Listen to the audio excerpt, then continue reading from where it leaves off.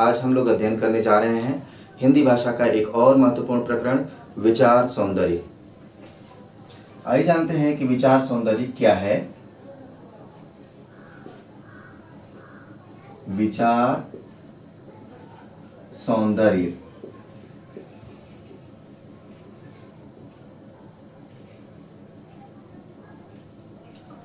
विचार सौंदर्य से तात्पर्य है कविता के अंतर्गत, कविता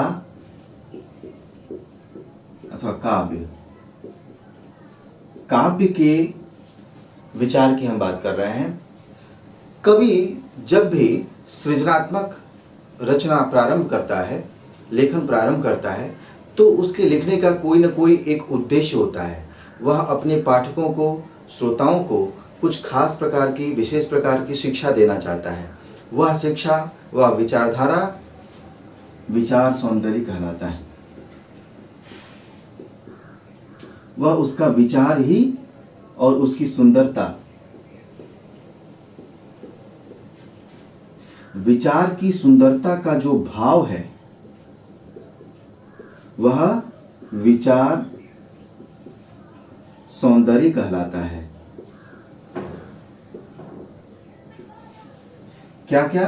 काव्य की सुंदरता, काव्य के अंतर्गत निहित जो विचार है उसकी सुंदरता और उन सुंदरता का जो भाव है, जैसे कि हमने पहले पूर्व की कक्षाओं में देखा है।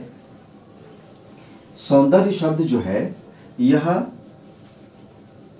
सर्वप्रथम कुछ इस प्रकार बनेगा, जैसे सुंदर शब्द है, सुंदर से बन गया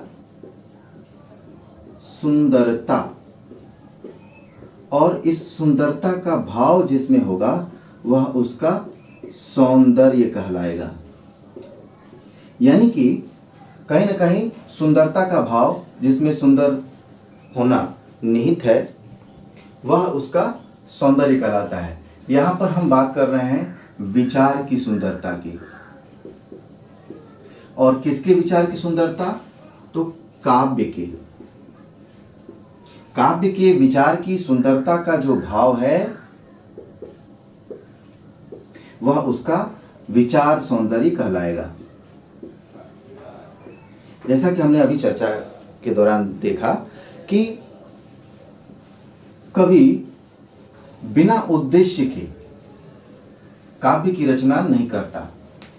काव्य रचना में कोई ना कोई मूल उद्देश्य निहित होता है। वह समाज को, अपने दर्शकों को, अपने पाठकों को, अपने श्रोताओं को कोई न कोई प्रेरणा, कोई नीति, कोई शिक्षा, कोई विचार अवश्य प्रदान करना चाहता है। और हम आज तक कवियों की जितनी परिपाटी है, परंपरा है, उन परंपराओं में उन कवियों को विशेष तौर पर प्रासंगिक बनाए रखते हैं जो हमारे लिए विचारप्रद होते हैं, यानी कि जिनकी रचनाएं विचार प्रदान करने वाली होती हैं। इसी कारण से चाहे वो कबीरदास हो,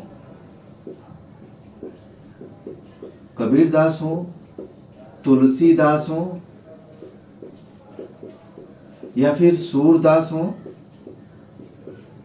या रहीम हो, इन सबकी रचनाओं में और उनके काव्यों में विचार का भाव प्रायः प्रचुर मात्रा में निहित रहता है, जिनके कारण आज भी प्राचीन काल से लेकर के अब तक इतने वर्षों और शताब्दियों में भी यह प्रासंगिक बने हुए हैं। इनकी प्रासंगिकता का मूल विषय जो कारण है वह है विचार, क्योंकि इन्होंने समाज के लिए एक प्रेरक विचार, एक शिक्षाप्रद जो मार्ग है वह दिखाने का कार्य किया है, जिन कारणों से आज भी हम इनकी कविताओं को, इनकी रचनाओं को, इनके दोहों को, काव्यों को पढ़ते चले आ रहे हैं।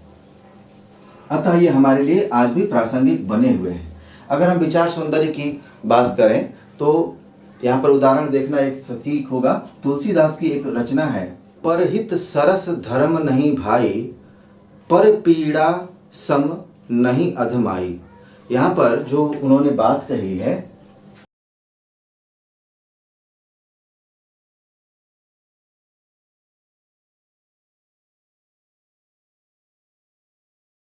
यहाँ पर उन्होंने कहा परहित, दूसरे के हित भलाई, दूसरे की भलाई के समान कोई बड़ा धर्म नहीं है।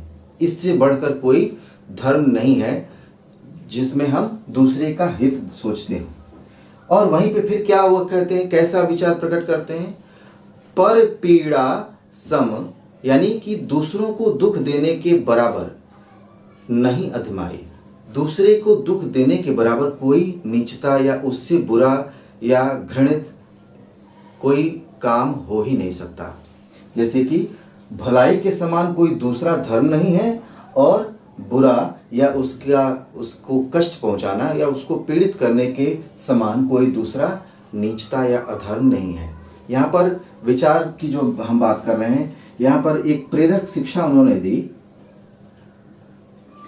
उन्होंने कहा कि धर्म और अधर्म, इन दोनों की जो तुलना है, एक धर्म की तुलना कर रहे हैं परहित से और अधर्म की तुलना कर रहे हैं पर पीड़ा से। तो उन्होंने समाज को क्या शिक्षा दी कि हमें धर्म का कार्य करना चाहिए। उसके लिए ज़रूरी है कि हम दूसरे की भलाई सोचें, दूसरे का भला करें।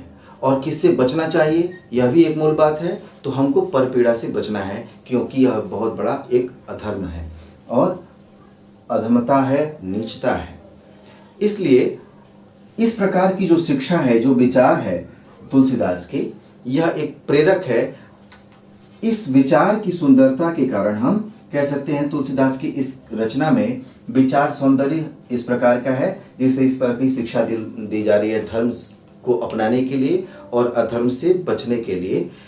इसी प्रकार सभी कवियों की रचनाओं में कोई न कोई मूल विचार निहित होता है, जिसको हमको पहचानने की आवश्यकता होती है और उसके विश्लेषण से हम पता कर पाएंगे कि कवि का मूल विचार इसमें क्या है।